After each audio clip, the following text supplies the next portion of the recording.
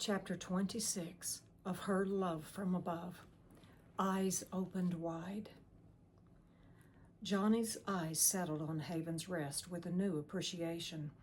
The first time he heard about Aunt Bobby Joe's ministry, it was from Paige and Madison's perspective.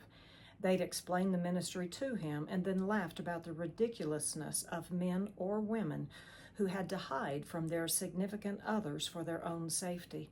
At that time, Johnny didn't give much thought to their comments, although he did feel they were being judgmental since they didn't know the circumstances from which the residents had fled.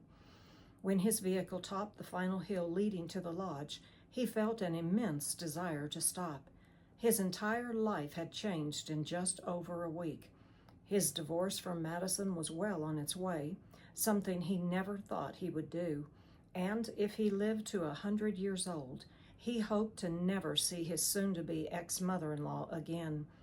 Since her investigator had agreed that the current will and testament was legit, Paige had left Haven's Rest with nothing more than a police record and the knowledge that she had raised a monster.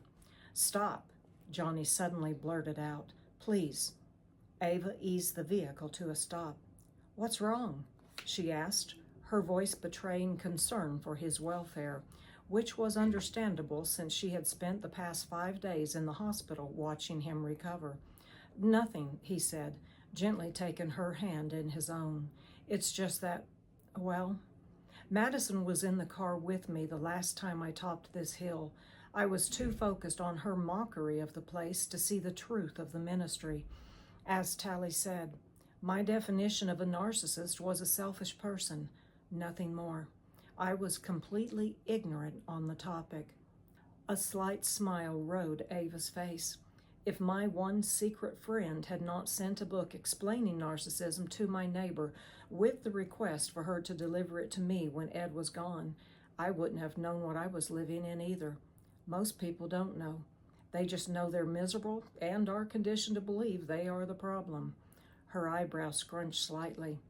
"We're trained to try harder and harder to please our abuser, which I now know only makes them feel more empowered so their abuse worsens." Johnny considered her words. They were accurate to his situation, too. The more he tried catering to Madison's demands, the nastier she became and the more demands she made.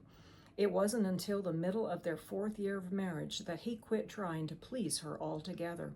That's when he resigned himself to the fact that his life would always be one of misery, that he would never have a real relationship with his wife, and that he would work himself into an early grave while providing for her extravagant lifestyle. He turned his attention back to the scenery in front. "I can't thank you enough, Ava," he said. "You saved my life. 4 times. I counted."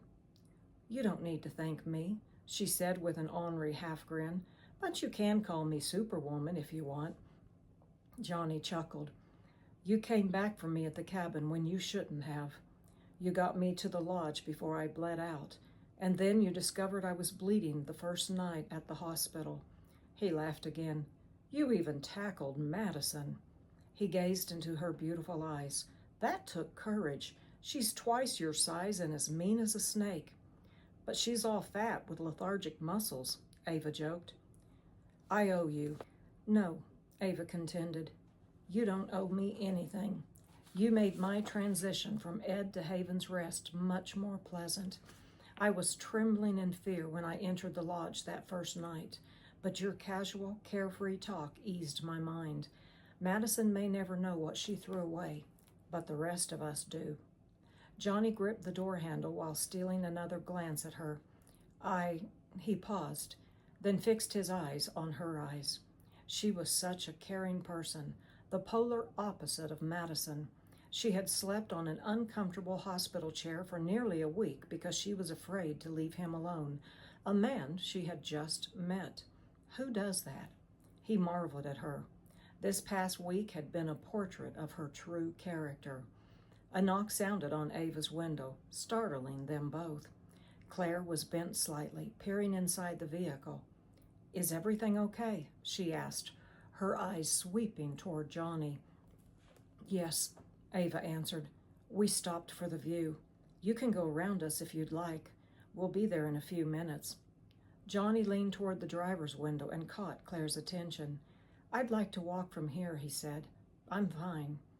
Are you sure? Ava questioned, her eyebrows lowering in concern. Yes, he answered. Ava turned toward Claire. Would you mind driving the car to the lodge? I'm not letting him walk alone.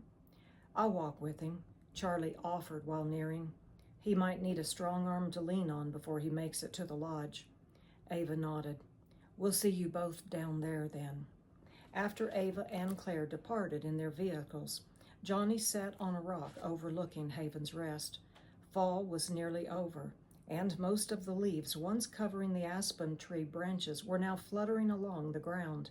Their brilliant colors of a week earlier were quickly fading, and the green grass surrounding Haven's Rest now sported a golden-brown hue. With the dimming of colors, the enormous boulders in the background became more pronounced. The lodge was still the vista's centerpiece, although it currently blended better into the scenery than when a carpet of lush green grass surrounded it. Without saying a word, Charlie took a position on the rock beside Johnny.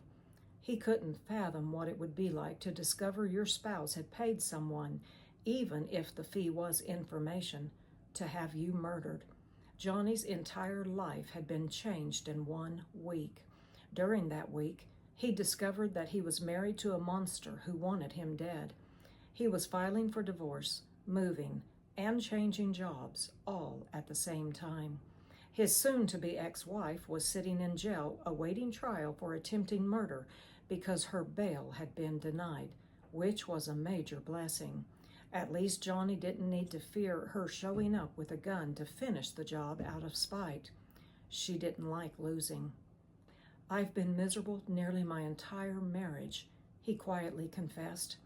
He didn't say anything more for several minutes, so Charlie didn't speak either.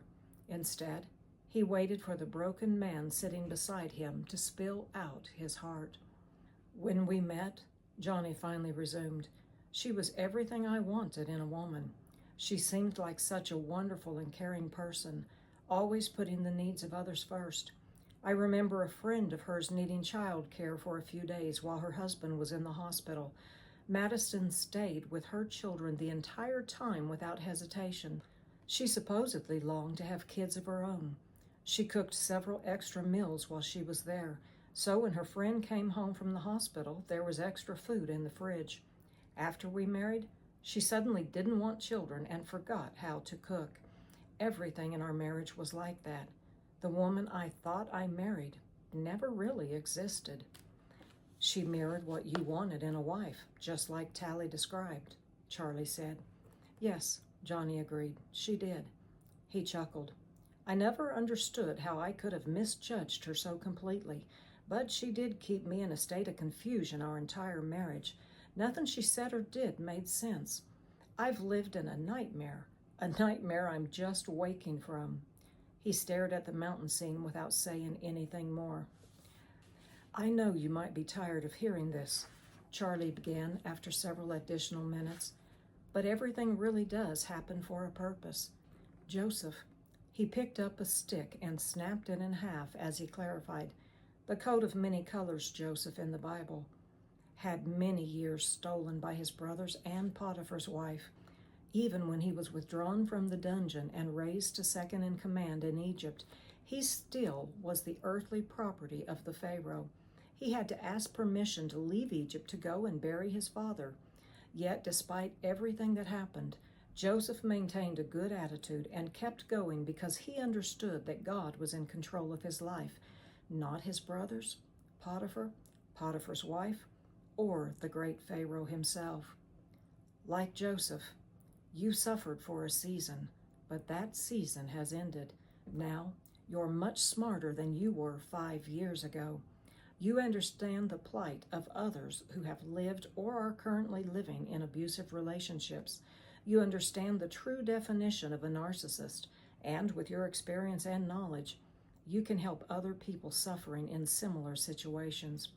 Joseph suffered, Johnny, just like you, but in the end, the Lord raised him to a position where he could save millions. I feel stupid, Johnny admitted. I should have known what was happening. I know everything you said is right, but that doesn't stop me from feeling stupid for falling for her scam in the first place, or staying in it for so long. You were deceived by a master manipulator. That's the best description I can think of when talking about narcissism. Things like that happen to all of us on a regular basis. Some are deceived by car dealers, some by mechanics or contractors, and others by people like Madison. People who don't just cost money, but change the paths of lives. Everyone who is deceived feels stupid. The sad part is that these master manipulators have all been deceived by the true master of deception, Satan himself. They think joy can be obtained through possessions, clout, power, or money, but it can't. It can only be obtained through the forgiveness of Christ. Madison has deceived people her entire life, but look at where that has gotten her. She has a master degree from the master deceiver himself, and just like Satan, she's got to pay the piper. She'll spend years behind bars, and if she doesn't gain a relationship with Christ, her eternity will be grim. Charlie surveyed the Haven's Rest Lodge and then pointed toward the roofs of the visible cabins on the nearby hillside surrounding it. Auntie started this ministry with nothing but land and one battered old cabin.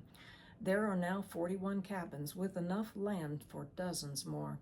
Many women, he paused a second before adding, and a few men, have escaped abusive situations by hiding here through the years.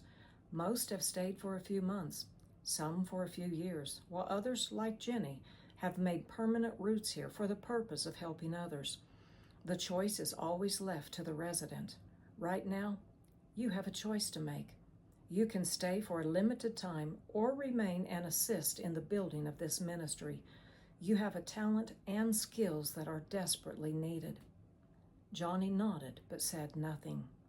You know, Johnny, Charlie said as he threw the 2 pieces of stick beneath a nearby tree, even Paige feels stupid. Johnny's eyes widened. What? With Madison in prison, no one could bail Paige out. He grunted. I finally gave in and did it myself. She was quite shocked when she learned that I was the one who paid the bail money. Johnny laughed as he looked at the clouds rolling past. I bet she was. Anyway, Charlie continued, she's swallowed Madison's lies for years. She refused to believe what the detective said about Madison trading your death for Jenny's whereabouts, so she did some digging herself. First, she called your boss. Madison's been begging and receiving money from her for years because you supposedly didn't make enough for the 2 of you to survive. I make several times more than the average man makes, Johnny barked. How can that not be enough for 2 people without children? Yeah, well, that's what Paige discovered. Your boss told her that you had worked an average of 82 hours a week, and he's hoping you'll hurry back because he's missing you. Madison had her believing that you were out partying and having affairs in the evenings, and that's why you were never home. Nice, Johnny mumbled. Well, that certainly explains some things. Also, she checked with a registered jeweler in the area and discovered that Madison took the cat collar and the heirloom box to him to estimate their values. Of course, that means she's the one who stole Paige's luggage. We never found it, so we assume she threw it in some dumpster so her mom wouldn't discover the truth. With the detective's statement, your boss's testimony, the registered jeweler's testimony, as well as the security video showing Madison making that call to Almond, she's had her world jarred, to say the least. I hate that for her, Johnny said, but I am glad she finally knows the truth. I guess that's what you get when you spoil your child rotten and lead them to believe they're better than everyone else. Johnny grunted while standing and headed toward the lodge. Charlie followed suit. Paige left you a letter. Johnny shook his head and moaned. No, I do not want to. I've read it. Charlie quickly inserted as he shoved his hands inside his pockets. The temperature was definitely lowering as winter approached. She left it open so I could. because I told her I wasn't passing anything to you unless I knew what was in it. She had no problem with that. It's an apology letter. Johnny froze in place. I had trouble believing it too, Charlie joked. She's genuinely apologized. I didn't know she knew how to apologize, but I guess she does. Huh, Johnny uttered as he began walking again. She didn't get any of Auntie's money because it stayed with the ministry. I thought she would be furious about that, but she wasn't. She didn't have a negative word to say about Auntie or you. I think she gained a massively new perspective on what's truly valuable in life. I bet, Johnny replied. Claire and I have discussed it, and I think I'm going to give her my 1899 Tally-Ho Stanley buggy. Johnny twisted toward Charlie with raised brows. You have a 1899 Stanley buggy? Charlie's eyes shone with delight. I haven't entered it in any shows for years, so I don't see any use in keeping it. She'll sell it, Johnny piped up without hesitation. I know, Charlie agreed, but that's okay. If she wants to keep it, that's fine too. It's in pristine condition, and its value will only keep increasing. Johnny stuttered. That's a lot of money to give away. Yes, Charlie agreed, it is. He stared at the lodge as they strolled forward.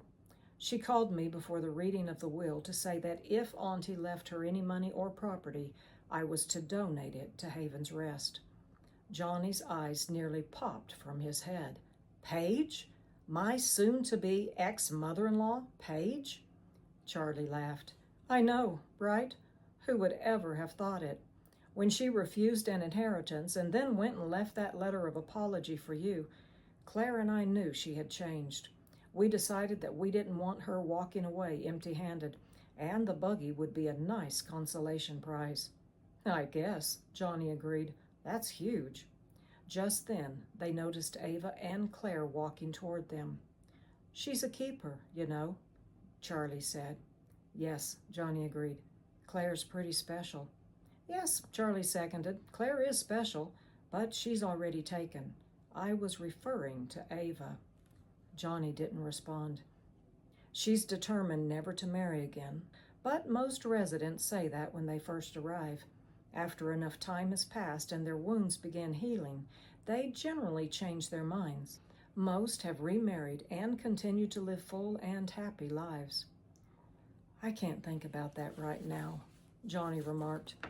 I know, Charlie said while patting the young man's back, but the day will come when you will. I just wanted you to know where I stood on the issue. Not that my opinion should mean anything to you. Not unless you honor me by letting me keep that uncle title. A large smile spread across Johnny's face. I would love to let you keep that title. All right then, Charlie kidded. That gives me the right to put in my 2 cents. Ava's a catch. She's a keeper, and whether you know it or not, she's falling for you.